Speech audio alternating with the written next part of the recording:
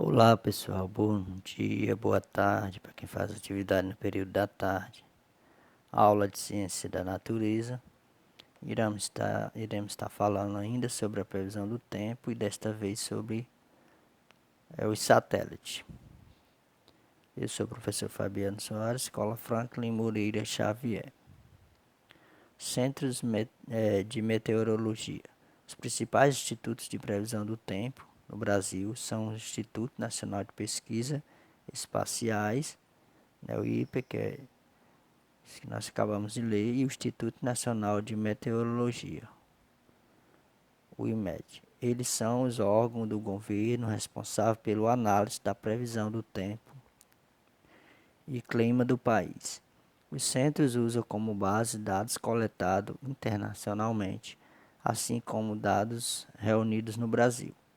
Para isso, conta com o monitoramento de satélite e de uma rede de estações espaciais espalhada pelo país, que garante o funcionamento do serviço. Então, nós, na aula passada, estudamos sobre uma estação espacial e agora iremos falar sobre o satélite, né? Vejamos aí uma imagem de satélite. Esse que está aí ao lado de vocês é uma imagem de satélite e é fundamental para a previsão do tempo. O satélite capta a imagem da superfície terrestre e por sensor, possibilitando observar a existência de nuvem e a temperatura delas. Em pouco minuto, o meteorologista consegue ter uma avaliação do que acontece na atmosfera. Assim, fazer uma previsão para a hora seguinte. Estes satélites são de agências internacionais e fornecem os dados obtidos aos centros que adquirem uma estação de recepção. O satélite de uma agência norte-americana, o GOI, por exemplo, é posicionado a 36 mil quilômetros de distância, é um dos mais usados para ajudar na previsão meteorológica. E para a previsão do tempo é necessário ter satélite meteorológico em órbita sobre nosso planeta. Serve para detectação e análise de dados, as características da atmosfera e dos diferentes fatores que influenciam o clima e os fenômenos atmosféricos. Também tem grande importância para a atividade humana e seus desenvolvimentos. No passado, tinham relevância para a operação militar e planejamento de um amplo aspecto de situações. Então, é muito utilizado aí o satélite, né, em vários setores e muito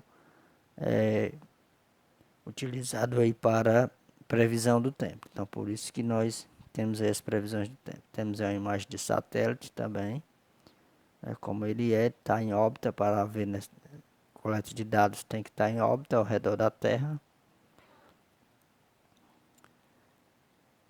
O único sistema capaz de obter uma cobertura total da temperatura atmosférica de diferentes alturas são os satélites meteorológicos.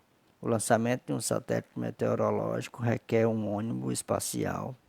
A viagem que os veículos espaciais de transporte devem ser utilizados como métodos de obtenção de informações em laboratório por período de tempo superiores ao de voos suborbitais. Então, os satélites eles são, né, os únicos capazes de captar, né, de obter informações mais precisas sobre a atmosférica, e para que esses satélites sejam lançados, eles precisam de um veículo, de um tipo de transporte, que são os ônibus espaciais.